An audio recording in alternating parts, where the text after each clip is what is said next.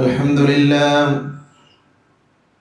الحمد لله رب العالمين نحمده ونستعينه ونستغفره ونعوذ بالله من شرور أنفسنا ومن سيئات أعمالنا من يهده الله فلا مضل له ومن يضلل فلا هادي له أشهد أن لا إله إلا الله وحده لا شريك له وأشهد أن محمدا عبده ورسوله اللهم صل على محمد وعلى آل محمد كما صليت على إبراهيم وعلى آل إبراهيم إنك حميد مجيد اللهم بارك على محمد وعلى آل محمد كما باركت على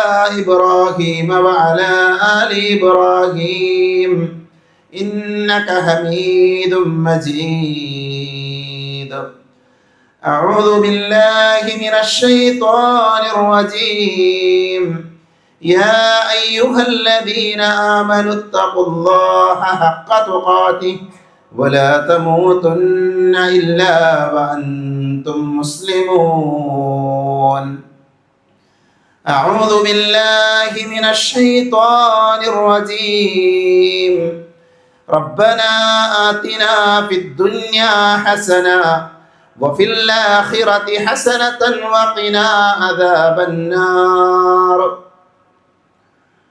പരിശുദ്ധമായ അള്ളാഹുവിൻ്റെ ഭവനത്തിൽ ഒരുമിച്ച് ചേർന്ന സഹോദരങ്ങളെ സഹോദരികളെ, സർവ്വലോകരക്ഷിതാവായ അള്ളാഹുവിനെ സൂക്ഷിക്കണേ എന്ന് സംസാരിക്കുന്ന എന്നോടും കേൾക്കുന്ന നിങ്ങളോടും വളരെയധികം സ്നേഹത്തോടുകൂടെ ഓർമ്മപ്പെടുത്തുകയാണ്, ഉപദേശിക്കുകയാണ്.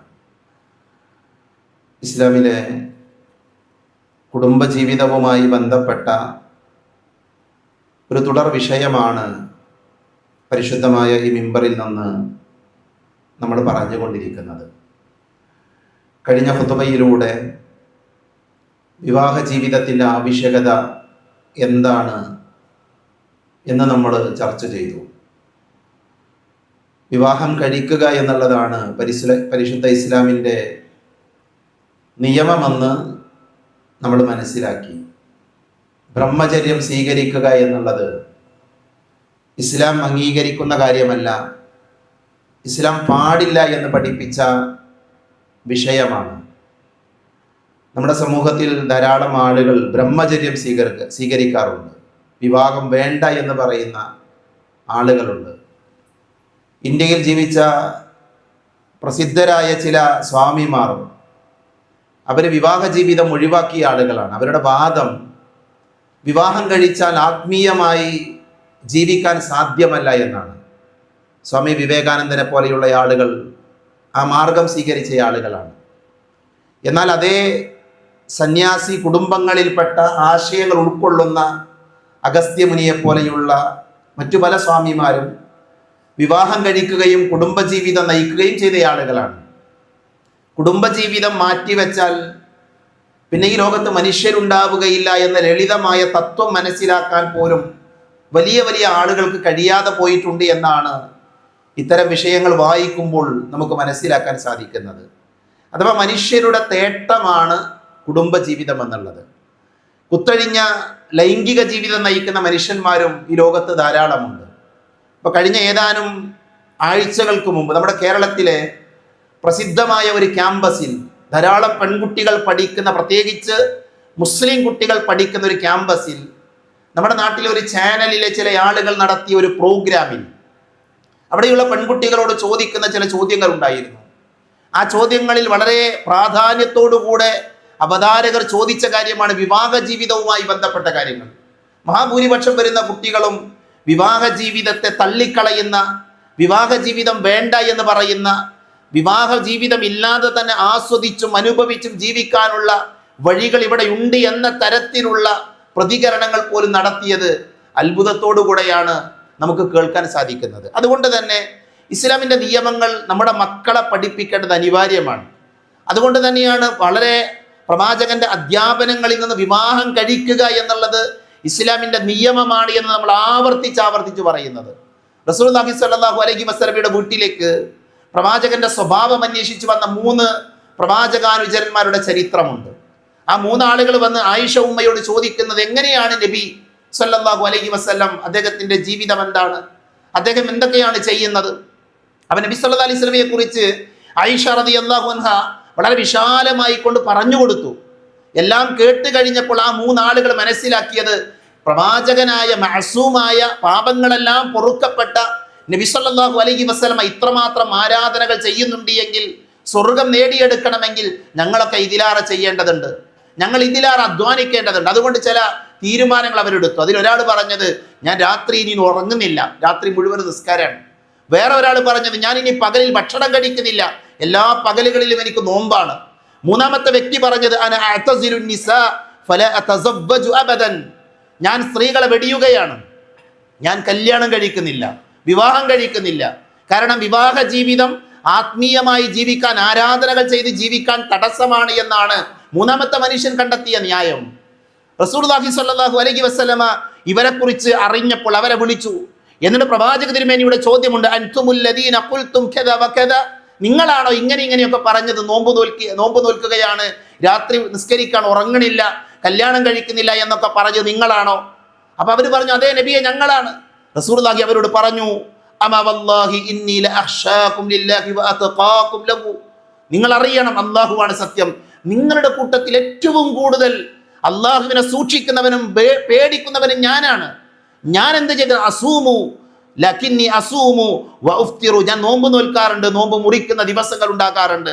വ ഉസല്ലി വ അർഖദു, ഞാൻ നമസ്കരിക്കാറുണ്ട്, രാത്രിയിൽ സുദീർഘമായി നിസ്കരിക്കാറുണ്ട്, എന്നാൽ രാത്രിയിൽ ഞാൻ ഉറങ്ങാറുണ്ട്. വ അതസവ്വജു നിസാ, ഞാൻ സ്ത്രീകളെ വിവാഹം ചെയ്യാറുണ്ട് എന്ന് പ്രവാചകൻ സല്ലല്ലാഹു അലൈഹി വസല്ലമ പഠിപ്പിച്ചു. അപ്പൊ നോക്കൂ, നിങ്ങൾ അവിടെ വിവാഹം കഴിക്കില്ല എന്ന് പറഞ്ഞ മനുഷ്യനോട് നബി സല്ലല്ലാഹു അലൈഹി വസല്ലമ പറയുന്നത് വിവാഹം കഴിക്കണമെന്നാണ്, വിവാഹ ജീവിതം നയിക്കണമെന്നാണ്. അപ്പൊ ഇസ്ലാം വിവാഹ ജീവിതത്തിന് വലിയ പ്രാധാന്യം നൽകുന്നുണ്ട് എന്ന് തന്നെയാണ് ഖുർആനിന്റെ വിശദീകരണമായ ഹദീസുകളും നമ്മളെ പഠിപ്പിക്കുന്നത്. സഹോദരങ്ങളെ, കുടുംബ ജീവിതത്തിലെ, വിവാഹ ജീവിതത്തിലെ ഏറ്റവും പ്രധാനപ്പെട്ട 2 കണ്ണികൾ എന്ന് പറയുന്നത്, അതൊന്ന് വരനാണ്, മറ്റൊന്ന് വധുവാണ്. അഥവാ വിവാഹം കഴിക്കുന്ന വ്യക്തിയാണ്, വിവാഹം കഴിക്കപ്പെടുന്ന പെൺകുട്ടിയാണ്. ഈ 2 ആളുകൾ വിവാഹ ജീവിതത്തിലെ ഏറ്റവും പ്രധാനപ്പെട്ട കണ്ണികളാണ്. അതുകൊണ്ട് തന്നെ ഇന്നത്തെ ഖുത്ബയിൽ ഈ 2 ആളുകളെ കുറിച്ചും അവരുമായി ബന്ധപ്പെട്ട രക്ഷിതാക്കൾ എന്ന നിലയിൽ രക്ഷിതാക്കളെ കുറിച്ചുമാണ് ഏതാനും ചില കാര്യങ്ങൾ എൻ്റെ സഹോദരങ്ങളുടെ ശ്രദ്ധയിലേക്ക് കൊണ്ടുവരാൻ ആഗ്രഹിക്കുന്നത്. ഇസ്ലാമിക ലോകത്ത് ഏറെ പ്രസിദ്ധനായ പണ്ഡിതനാണ് മഹാനായ സഈദ് ബിൻ മുസയ്യിബ് റഹ്മത്തുള്ളാഹി അലൈഹി. അദ്ദേഹം താബിഈ പണ്ഡിതനാണ്. ആ മഹാപണ്ഡിതന്റെ മകൾ, അദ്ദേഹത്തിന്റെ മകൾ വലിയ പണ്ഡിതയാണ്, നല്ല വിവരമുള്ളയാളാണ്. ഒരിക്കൽ ആ മകൾ ബാപ്പയോടൊരു ചോദ്യം ചോദിക്കുന്നുണ്ട്. പിതാവിനോട് പറയുന്നുണ്ട്, ഉപ്പ, ഞാൻ വിശുദ്ധ ഖുർആനിന്റെ തഫ്സീറുകൾ വായിച്ചു, വിശുദ്ധ ഖുർആനിന്റെ തഫ്സീറുകൾ പഠിക്കുന്നതിൻ്റെ ഇടയിൽ പല കാര്യങ്ങളും എനിക്ക് മനസ്സിലായി, എന്നാൽ ഖുർആനിലെ ഒരു ആയത്തിലെ ഒരു പദം അതെന്താണ് എന്ന് എനിക്ക് മനസ്സിലാകുന്നില്ല, അതിന്റെ ആശയം എന്താണ് എന്ന് മനസ്സിലായിട്ടില്ല. ബാപ്പ ചോദിച്ചു, ഏതാണ് മോളെ ആയത്ത്? ആ ആയത്ത് മകൾ ഓതിക്കൊടുത്തു. റബ്ബന അത്തിന ഫിദ്ദുനിയ ഹസന വഫിൽ ആഖിറതി ഹസനതൻ വഖിന അദാബന്നാർ. അർത്ഥം നമുക്ക് എല്ലാവർക്കും അറിയാം, നമ്മുടെ ജീവിതത്തിൽ നമുക്ക് മനപ്പാടമുള്ള ആയത്താണ്. റബ്ബന ആത്തിന ഫിദ്ദുനിയ ഹസന, അല്ലാഹുവേ ദുനിയാവിൽ ഞങ്ങൾക്ക് നീ ഹസനത്ത് നൽകണേ.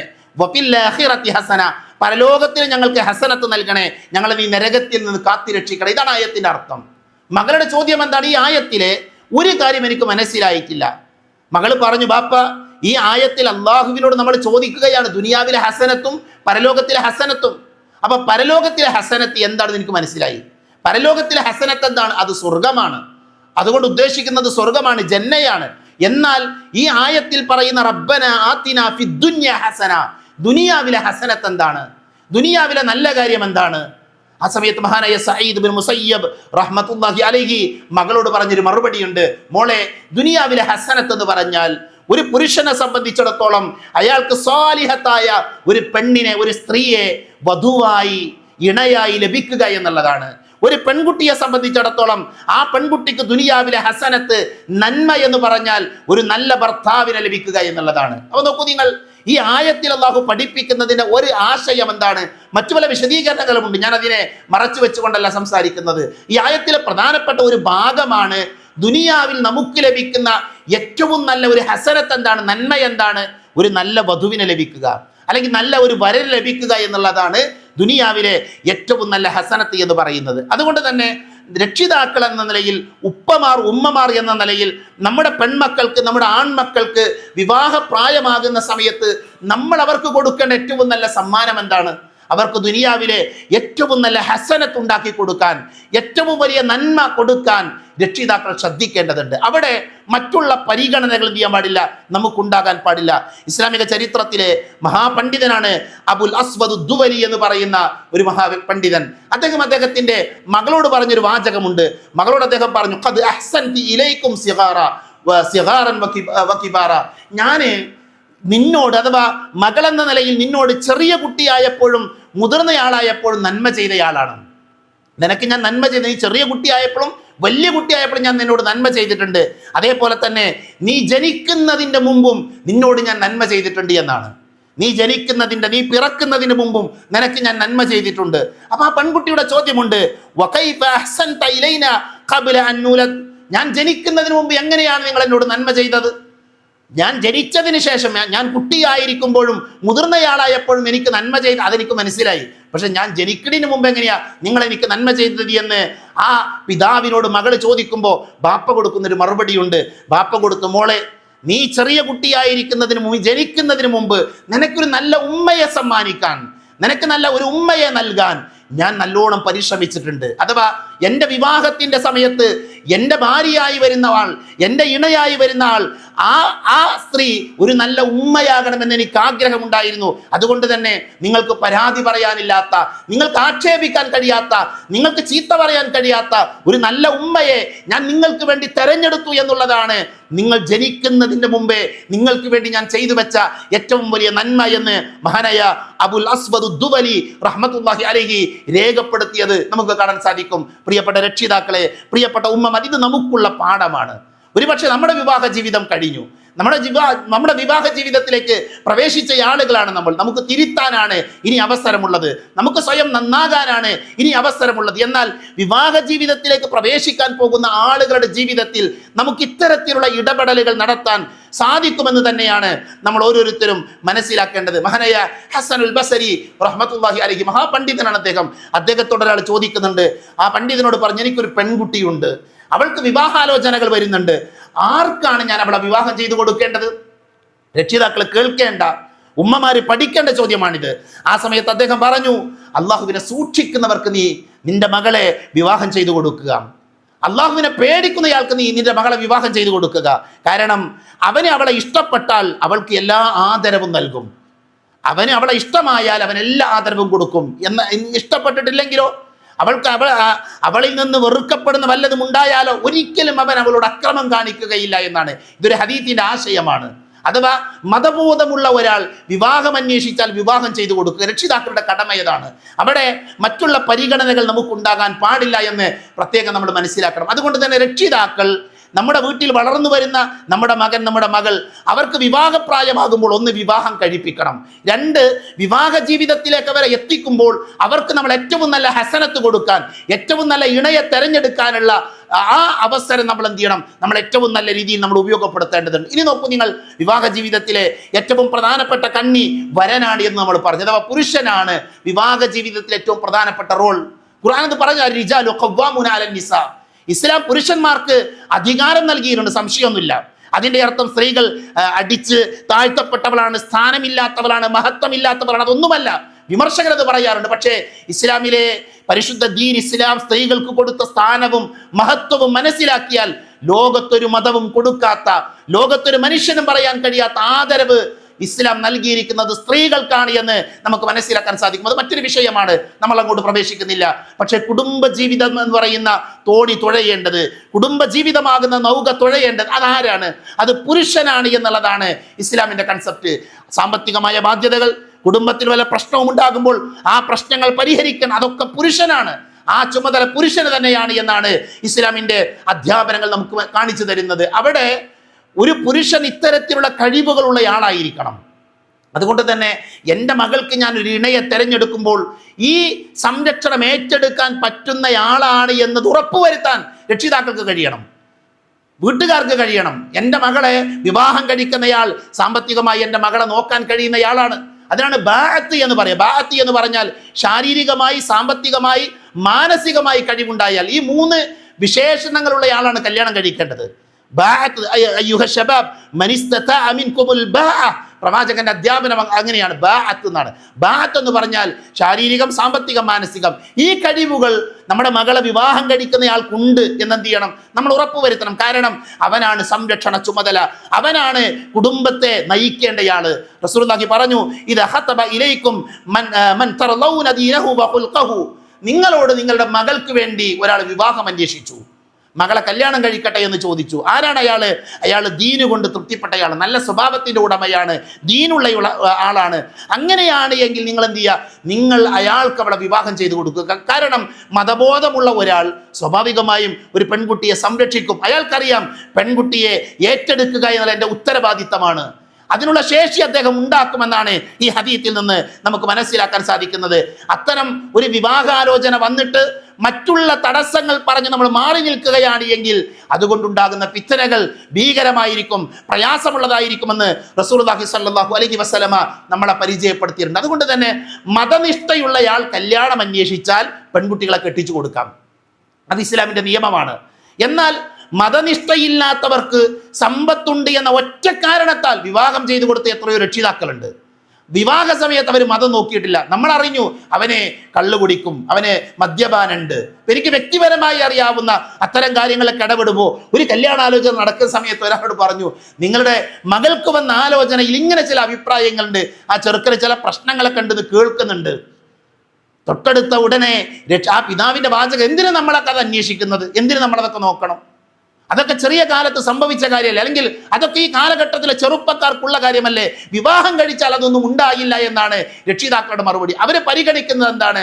സമ്പത്തുണ്ടോ എന്ന് മാത്രമാണ് പലപ്പോഴും പല ആളുകളും നോക്കുന്നത്. ഞാൻ പറയുന്നത് സമ്പത്ത് നോക്കണ്ട എന്നല്ല, സൗന്ദര്യം നോക്കണ്ട എന്നല്ല, തറവാടിത്തം ഇതൊക്കെ ഇസ്ലാം അനുവാദം കൊടുക്കുന്നുണ്ട്. പക്ഷേ പ്രഥമ പരിഗണന എന്തായിരിക്കണം?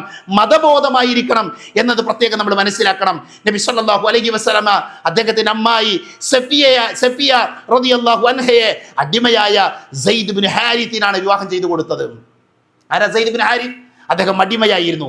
അബ്ദുറഹ്മാൻ ഇബ്നു ഔഫ്, ഇസ്ലാമിക ചരിത്രത്തിലെ സമ്പന്നനാണ് അബ്ദുറഹ്മാൻ ഇബ്നു ഔഫ് റളിയല്ലാഹു അൻഹു. അദ്ദേഹം തന്റെ സഹോദരിയെ കല്യാണം കഴിച്ചു കൊടുക്കുന്നത് മഹാനായ ബിലാൽ ഇബ്നു റബാഹ റളിയല്ലാഹു അൻഹുവിനാണ്.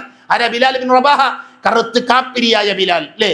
സമ്പന്നനായിരുന്നില്ല, ദരിദ്രനായിരുന്നു ബിലാൽ റളിയല്ലാഹു അൻഹു. ആ ബിലാൽ റളിയല്ലാഹു അൻഹു കഅബയുടെ മുകളിൽ ബിലാൽ റളിയല്ലാഹു അൻഹു ബാങ്ക് കൊടുക്കാൻ കയറിയപ്പോൾ അന്നുണ്ടായിരുന്ന ചില മുസ്ലിങ്ങൾ, അഥവാ അന്ന് ഇസ്ലാം സ്വീകരിച്ച, ആ സമയത്ത് ഇസ്ലാം സ്വീകരിച്ച, മനസ്സിൽ ഇസ്ലാമിന്റെ നന്മകളില്ലാത്ത ചില ആളുകൾ പറഞ്ഞൊരു വാചകമുണ്ട്. അതാ കഅബയുടെ മുകളിൽ ഒരു കാക്ക കയറിയിരിക്കുന്നു എന്ന് പറഞ്ഞ് ആക്ഷേപിച്ചിരുന്നു ബിലാലിനെ. അള്ളാഹുവിന്റെ ആ മഹിതമായ കാബാലയത്തിന്റെ മുകളിൽ വെച്ച് ആക്ഷേപത്തിന്റെ വാക്കുകൾ ഏറ്റുവാങ്ങിയ ബിലാൽ റളിയല്ലാഹു അൻഹുവിന്റെ ചരിത്രത്തിൽ നമുക്ക് വായിക്കാൻ പറ്റും. ആ ബിലാൽ റളിയല്ലാഹു അൻഹുവിനെ മഹാനായ അബ്ദുറഹ്മാൻ ഇബ്നു ഔഫ് റളിയല്ലാഹു അൻഹു സഹോദരിയെ വിവാഹം ചെയ്തു കൊടുത്തു. അതേപോലെ തന്നെ ഞാൻ നേരത്തെ പറഞ്ഞു, സഈദ് ഇബ്നു മുസയ്യബ് റഹ്മത്തുള്ളാഹി അലൈഹി, താബിഈ പണ്ഡിതൻ, അദ്ദേഹത്തിന്റെ മകളെ വിവാഹം ചെയ്തു കൊടുക്കുന്നതായിരിക്കും അറിയാം. അദ്ദേഹത്തിന്റെ ഒരു ശിഷ്യനാണ്. അദ്ദേഹത്തിന്റെ ശിഷ്യന്റെ ഭാര്യ മരിച്ചു. കുറേ ദിവസം അദ്ദേഹം ക്ലാസ്സിൽ വരാതെയായി. അപ്പൊ ഇദ്ദേഹം അന്വേഷിച്ചു എന്തേ കാരണം. അപ്പൊ പറഞ്ഞു അദ്ദേഹത്തിന്റെ ഭാര്യ മരിച്ചിട്ടുണ്ട്, വീട്ടിൽ ആരുമില്ല, പ്രയാസത്തിലാണ്. ഒരു ദിവസം ഇദ്ദേഹം ഈ ശിഷ്യന്റെ സമീപത്തേക്ക് ചെന്ന് അദ്ദേഹത്തിന് സ്വന്തം മകളെ വിവാഹം ചെയ്തു കൊടുക്കുകയാണ്. നോക്കൂ, നിങ്ങളവിടെ പരിഗണിക്കുന്ന എന്താണ്? മതബോധമാണ്, ധാർമ്മികതയാണ്. അതുകൊണ്ട് വർത്തമാന കാലഘട്ടത്തിലെ ഞാനാകുന്ന, നിങ്ങളാകുന്ന രക്ഷിതാക്കൾ നമ്മുടെ മക്കൾക്ക് വിവാഹം അന്വേഷിക്കുന്ന സമയത്ത്, ഒരു വരനെ തേടുന്ന സമയത്ത് മതബോധമുണ്ടോ എന്നുള്ളത് പ്രത്യേകം നമ്മൾ മനസ്സിലാക്കേണ്ടതുണ്ട്. അതേപോലെ തന്നെ വിവാഹ ജീവിതത്തിലെ രണ്ടാമത്തെ ഏറ്റവും പ്രധാനപ്പെട്ട കണ്ണി എന്ന് പറയുന്നത് വധുവാണ്, പെൺകുട്ടിയാണ്. നമ്മുടെ വിവാഹം കഴിക്കുന്ന പെൺകുട്ടി, അവൾക്ക് ഇസ്ലാം നൽകുന്ന ചില സ്ഥാനങ്ങളുണ്ട്, അവളെ ശ്രദ്ധിക്കേണ്ട ചില വാചകങ്ങളുണ്ട്. ഖുർആൻ പറഞ്ഞത് ഏറ്റവും നല്ല പെണ്ണെന്ന് പറഞ്ഞാൽ ഫസ്വാലിഹാതു ഖാനിതാതുൻ ഹാഫിളാതുൻ ലിൽ ഗൈബ്. ഇതാണ് ഒരു നല്ല പെണ്ണിന്റെ ഗുണം. പെൺകുട്ടികൾ പഠിക്കേണ്ട പാഠമാണിത്. എന്താണ് ആ ആയത്തിൽ പറയുന്നത്? ഫസ്വാലിഹാതു ഖാനിതാതുൻ ഹാഫിളാതുൻ ലിൽ ഗൈബ്. അവളുടെ ശരീരവും അതേപോലെ തന്നെ അവരുടെ വിശുദ്ധി കാത്തു സൂക്ഷിക്കുന്നയാളാണ്.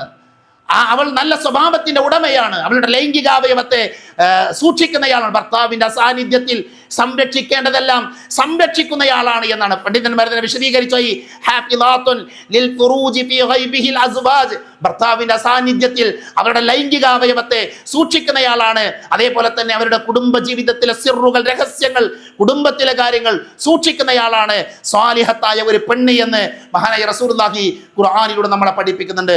ഖൈറുൻ നിസാഇ ലത്തി ഇദാ നദറത് ഇലൈഹാ സർറത്, പ്രവാചകൻ പഠിപ്പിച്ചു. ഒരു നല്ല പെണ്ണെന്ന് പറഞ്ഞാൽ അവളെ നോക്കിയാൽ സന്തോഷം ഉണ്ടാകണം. ഈ ഖുതുബ കേൾക്കുന്ന സഹോദരികൾ ആലോചിക്കണം, എൻ്റെ ഭർത്താവിന് എന്നെ നോക്കിയാൽ സന്തോഷമാണോ കിട്ടുന്നത്? ആഹ്ലാദിക്കാൻ സാധിക്കുന്നുണ്ടോ? നല്ല സ്ത്രീയുടെ ഗുണമാണ്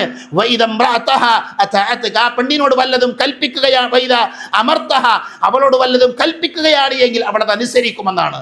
അപ്പോൾ ഒരു നല്ല പെണ്ണിൻ്റെ അടയാളമാണ് ഭർത്താവ് അവളെ നോക്കിയാൽ അയാൾക്ക് സന്തോഷം ഉണ്ടാകണം. ഭർത്താവ് വല്ലതും കൽപ്പിച്ചാൽ അവൾ അനുസരിക്കുന്നവളാകണം. അതേപോലെ തന്നെ അവൾ സംരക്ഷിക്കേണ്ട ഭർത്താവിൻ്റെ സമ്പത്ത്, ഭർത്താവിൻ്റെ അഭിമാനം, അവളുടെ ശരീരം, ഇതെല്ലാം കാത്തു സൂക്ഷിക്കുന്ന ഒരു പെണ്ണാണ് നല്ല പെണ്ണ്, ഒരു നല്ല വധു എന്നാണ് പരിശുദ്ധ ഇസ്ലാമിൻ്റെ അധ്യാപനം. അതുകൊണ്ട് തന്നെ പെൺകുട്ടികൾ ആ തലത്തിലേക്ക് ഉയർന്നു വരണം.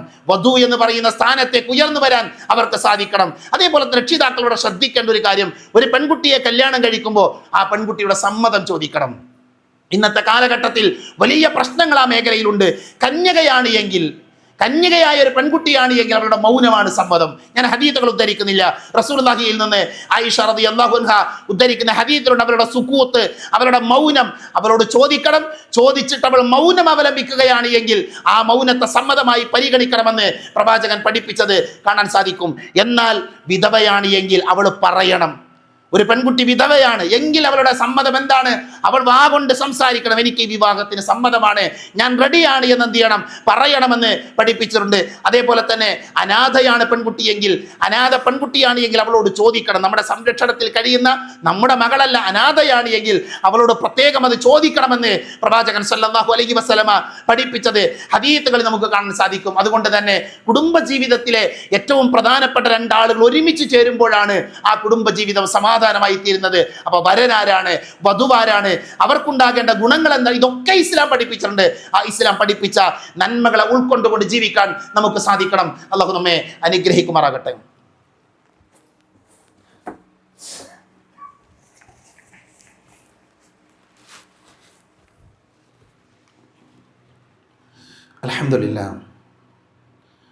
അൽഹംദുലില്ലാഹില്ലദീ അല്ലമ ബിൽ ഖലം അല്ലമൽ ഇൻസാന മാ ലം യഅലം വസ്സലാത്തു വസ്സലാമു അലാ അഷ്റഫുൽ മുർസലീൻ വഅലാ ആലിഹി വഅസ്ഹാബിഹി അജ്മഈൻ അമ്മാ ബഅദ്.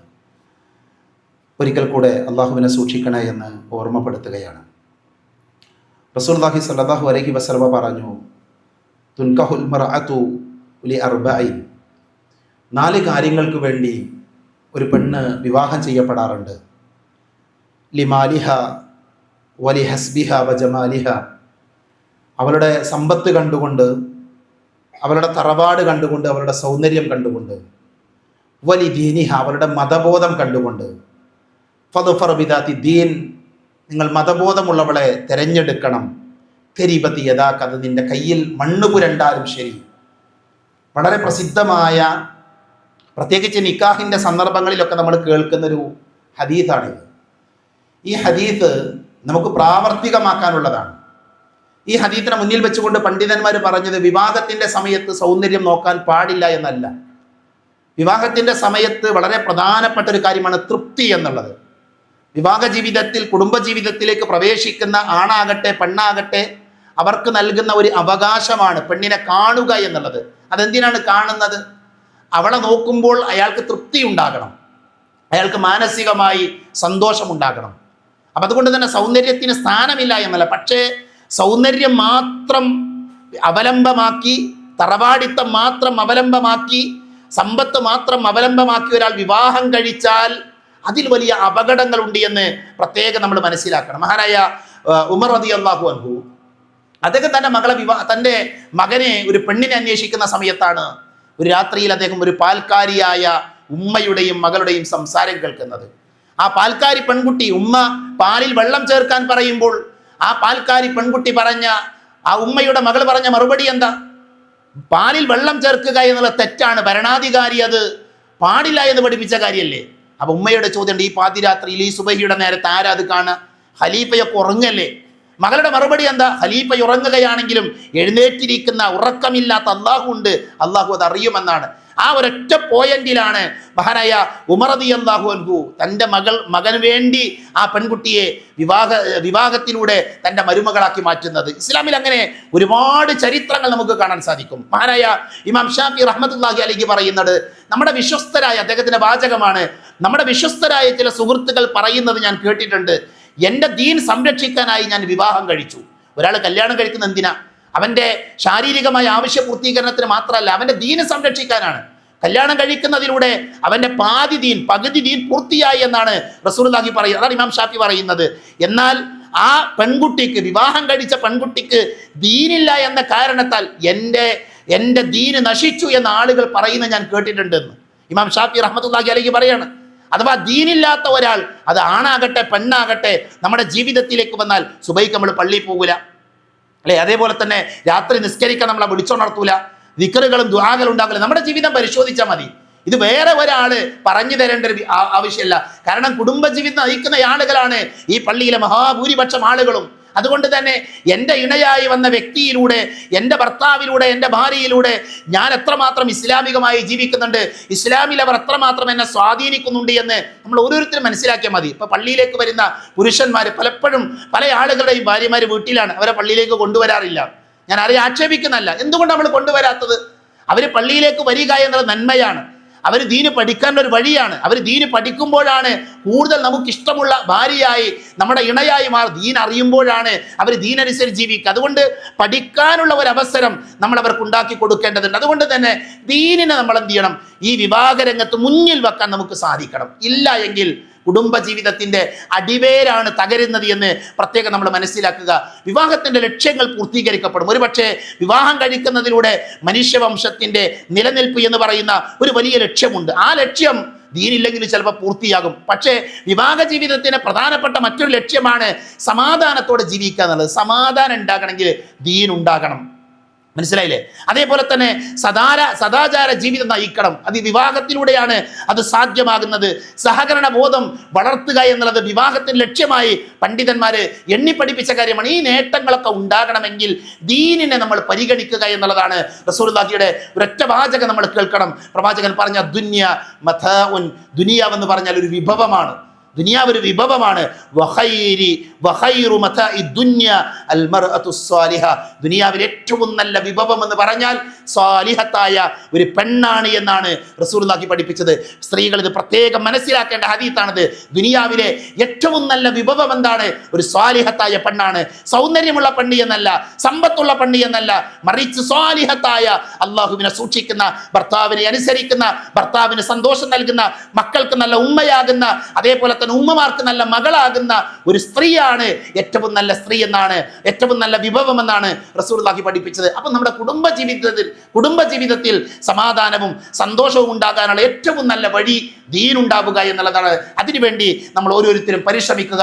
അല്ലാഹു സുബ്ഹാനഹു വ തആല കുടുംബജീവിതത്തിൽ സമാധാനം കണ്ടെത്തുന്ന നല്ല വിശ്വാസികളുടെ കൂട്ടത്തിൽ എന്നെയും നിങ്ങളെയും ഉൾപ്പെടുത്തി അനുഗ്രഹിക്കുമാറാകട്ടെ. പ്രിയപ്പെട്ട സഹോദരങ്ങളെ, പ്രധാനപ്പെട്ട ഒരു കാര്യം ഓർമ്മപ്പെടുത്താൻ, ഇപ്പം നമ്മുടെ പള്ളിയിൽ കരണ്ട് പോയ സമയമാണ്. നമ്മുടെ പള്ളിയിൽ ഏകദേശം ഒരു മാസം 10,000 രൂപയോളം ഇലക്ട്രിസിറ്റി ബില്ല് വരുന്നുണ്ട്. അപ്പോൾ ഇൻഷാ അല്ലാഹ് ഈ ഇത്തരം പ്രയാസങ്ങൾ നീക്കാൻ വേണ്ടി നമ്മുടെ പള്ളിയുടെ സംഘാടകർ ഒരു സോളാർ സംവിധാനം ഒരുക്കാൻ തീരുമാനിച്ചിട്ടുണ്ട്. ഏകദേശം 4.5 ലക്ഷം രൂപയാണ് അതിൻ്റെ ചെലവ് പ്രതീക്ഷിക്കുന്നത്. ബാക്കിയുള്ള എല്ലാ സൗകര്യങ്ങളും അല്ലാഹുവിൻ്റെ അനുഗ്രഹത്താൽ നമ്മുടെ പള്ളിയിലുണ്ട്. നമ്മുടെ പള്ളിയിൽ വന്ന മറ്റുള്ള സ്ഥലങ്ങളിലുള്ള ആളുകൾ, ഇതിൽ യാത്ര ചെയ്യുന്ന ആൾക്കാർ, അതേപോലെ ഈ പള്ളിയിൽ ഇടക്ക് വരുന്ന ആൾക്കാരൊക്കെ പറയും ഏറ്റവും സുന്ദരമായ ഒരു പള്ളിയാണ്, നല്ല സൗകര്യമുള്ള പള്ളിയാണ്. നമുക്കറിയാവുന്ന കാര്യമാണ്. അതുകൊണ്ട് തന്നെ നമ്മുടെ പള്ളിയിലുള്ള കുറവുകൾ പരിഹരിക്കേണ്ടത് നമ്മൾ ഓരോരുത്തരുമാണ്. അതുകൊണ്ട് തന്നെ ആ സംരംഭം ഒരു ഏകദേശം 4.5 ലക്ഷം രൂപ നമ്മളെല്ലാവരും ഇത് വിചാരിച്ചാൽ ഒരു പക്ഷേ നമുക്ക് ഉണ്ടാക്കിയെടുക്കാൻ സാധിക്കും. അപ്പോൾ ഇത്തരത്തിലുള്ള പ്രയാസങ്ങൾ, കരണ്ട് കൊണ്ടുള്ള ബുദ്ധിമുട്ട്, അതേപോലെ വലിയ ബില്ല് എല്ലാ മാസവും അടക്കുക എന്നുള്ളത്, ഒരു 2-3 വർഷത്തെ ബില്ല് നമ്മൾ ഒരുമിച്ച് കൊടുത്താൽ നമ്മുടെ കരണ്ട് ബില്ലിൻ്റെ നേരെ പാതിയായിട്ട് അല്ലെങ്കിൽ അതിനേക്കാൾ കുറവുള്ള അവസ്ഥയിലേക്ക് മാറും. അപ്പോൾ നമ്മുടെ വീട്ടിലാണ് എങ്കിൽ നമ്മളതൊക്കെ ആലോചിക്കും. ഇത് അള്ളാഹിൻ്റെ വീടാണ്, അള്ളാഹുവിൻ്റെ ഭവനമാണ്. അതുകൊണ്ട് സാധിക്കുന്ന ആളുകൾ മനസ്സറിഞ്ഞൊരു സംഖ്യ, പിന്നെ ഇതിൻ്റെ സംഘാടകരുടെ ബക്കറ്റും അതേപോലെ തന്നെ ആരെങ്കിലും നിന്ന് കളക്ട് ചെയ്യണമൊന്നുമില്ല. ഇതിൻ്റെ സംഘാടകരുണ്ട്, പള്ളിയുടെ ഭാരവാഹികളുണ്ട്, നിങ്ങൾക്ക് അവരെ അറിയാം. അതുകൊണ്ട് നിങ്ങളുടെ ഒരു ഓഫർ എന്ത് ചെയ്യുക, അവരെ വിളിച്ച് നിങ്ങൾ അറിയിക്കുക. അവരോട് നിങ്ങൾ പറയാം. ഇൻഷാ അല്ലാഹ് നമുക്ക് പെട്ടെന്ന് അത് പൂർത്തിയാക്കണം. റമദാൻ മാസമാണ് വരാൻ പോകുന്നത്. റമദാനിന്റെ മുമ്പ് നമ്മുടെ പള്ളിയുടെ എല്ലാ ജോലികളും പൂർത്തിയാക്കി പിന്നെ ഒരു നല്ല ഒരവസ്ഥയിൽ റമദാനെ സ്വീകരിക്കുന്ന അവസ്ഥയിലേക്ക് നമുക്ക് എത്തണം. അതുകൊണ്ട് എല്ലാവരും അത് ശ്രദ്ധിക്കണമെന്ന് പ്രത്യേകം ഓർമ്മപ്പെടുത്തുകയാണ്. അതേപോലെ തന്നെ മറ്റൊരു കാര്യം പറയാനുള്ളത്, നമ്മുടെ കുട്ടികൾ, നമ്മുടെ വിദ്യാർത്ഥികൾക്ക് വേണ്ടി ഈ അടുത്ത ഞായറാഴ്ച 16-ാം തീയതി ആൽത്തറയിൽ ഒരു പ്രോഗ്രാം നടക്കുന്നുണ്ട്. സിയാറി എന്ന മതപഠനം സ്കൂളൊക്കെ കഴിഞ്ഞ കുട്ടികൾക്ക് മതം പഠിക്കാനൊരു അവസരമാണ്.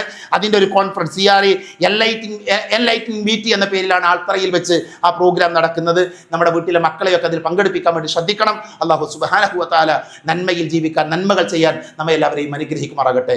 അറിഞ്ഞുമറിയാതെയും നമ്മുടെ ജീവിതത്തിൽ സംഭവിച്ചു പോയ ചെറുതും വലുതുമായ എല്ലാ തെറ്റുകുറ്റങ്ങളും അല്ലാഹു പുറത്തു മാപ്പാക്കി തരുമാറാകട്ടെ. രോഗം കൊണ്ട് ബുദ്ധിമുട്ടുന്നവരുടെ അല്ലാഹു ശിഫ നൽകുമാറാകട്ടെ.